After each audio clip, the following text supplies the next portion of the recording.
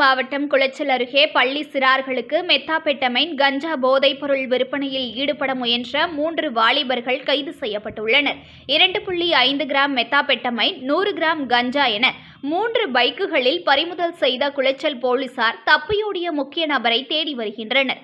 கன்னியாகுமரி மாவட்டம் குளச்சல் அருகே உள்ள ஆனக்குள்ளி பகுதியில் 3 பைக்குகளில் வந்த 4 வாலிபர்கள் பள்ளி சிறார்களை குறிவைத்து போதைப்பொருள் விற்பனையில் ஈடுபடுவதாக குளச்சல் போலீசாருக்கு ரகசிய தகவல் கிடைத்துள்ளது. தகவல் அறிந்து குளச்சல் சப் இன்ஸ்பெக்டர் தேவராஜ் தலைமையிலான போலீசார் அந்த பகுதிக்கு சென்று 3 பைக்குகளில் நின்ற 4 வாலிபர்களை சுற்றி வளைத்தனர். அதில் ஒருவர் தப்பியோடிய நிலையில் 3 வாலிபர்களை போலீசார் மடக்கி பிடித்து விசாரணை மேற்கொண்டனர்.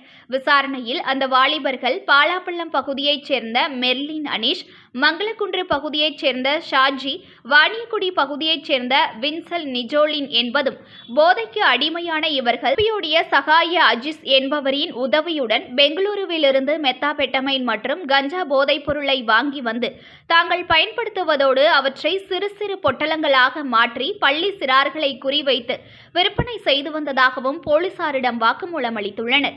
இதனையடுத்து 3 வாலிபர்களையும் கைது செய்த குளச்சல் போலீசார் அவர்கள் விற்பனைக்காக பைக்கில் பதுக்கி வைத்திருந்த 2.5 கிராம் மெத்தாபெட்டமைன், 100 கிராம் கஞ்சா மற்றும் 3 பைக்குகளையும் பறிமுதல் செய்ததோடு 3 மீதும் NTPS இளம் சிறார் நீதி சட்டம் உள்ளிட்ட 7 பிரிவுகளின் கீழ் வழக்கு பதிவு செய்து நீதிமன்றத்தில் ஆஜர்படுத்தி சிறையில் அடைத்தனர். மேலும் தப்பியோடிய முக்கிய குற்றவாளியான சகாய அஜீஸை தேடி வருகின்றனர்.